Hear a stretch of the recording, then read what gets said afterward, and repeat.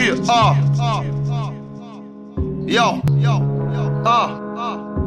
чуйте. С този трак се обръщам към всички лигави рапърчета. Вие правите парчета, а ние създаваме история. Защото за вас е важен бюджета, а ние сме хип-хоп консерватория. И ето пак си в тъчдаун, хвръкнал на високо споко, това е щото си в нокдаун.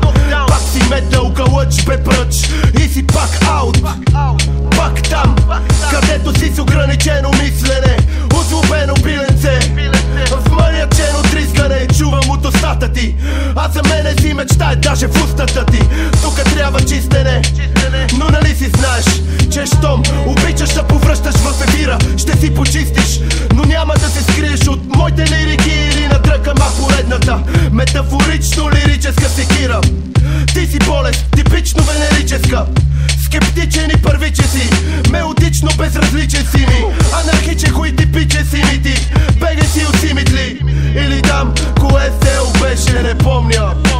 Виждаш ли колко смешен си, щото сгрешен си при правенето, бе, пути омасен.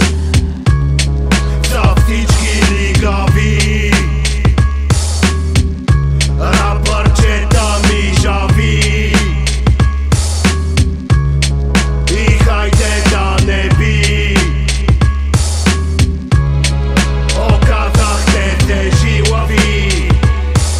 Dall'Italia con furore insieme a Bucciata, Brato, ardore, rime monotone, uso il mio alfabeto ABC, la mia lingua madre per suonare queste rime progressive come socchi sul vinile. Gira in tondo la puntina che lo graffia, voglio sentire quello che hai da dire, può alzarti per favore, non ti sento, non capisco quello che mi dici, non ha senso, non c'è bisogno di continuare, ho capito dove vuoi arrivare, le mie rime, quelle che uso per uscire dagli schemi, niente problemi, sono ancora in piedi, non mi puoi spostare tra di noi, c'è di mezzo un mare di stronzate, quelle che lanci con i tuoi sorrisi falsi dal televisore, tubo catodico è l'antibiotico della nuova generazione. За всички лигави, лигави, гнусни, мръсни рапърчета ми жави, дребни миши турки, и хайде да не би, ей тапаси, оказахте се жилави. За всички лигави, пешници, които се правят на хип-хопари, рапърчета ми жави, на които мечтата им е да ги сочат с пръст, за да се надуват. И хайде да не би, да не би да го правят за идеята тия мъжки путки, бе. Оказахте се жилави, но недостатъчно жилави за моите лирики. И ето пак аз, пак там, в страха, изпричи има хат там, пропусквателен пункт за такива като тебе, за славата на Батман, но в БГ, бе. А това е смешно, бе. Стани БГ звезда, защото ти е спешно, бе, да живееш в елита, но като ме търсиш да ми клипваш.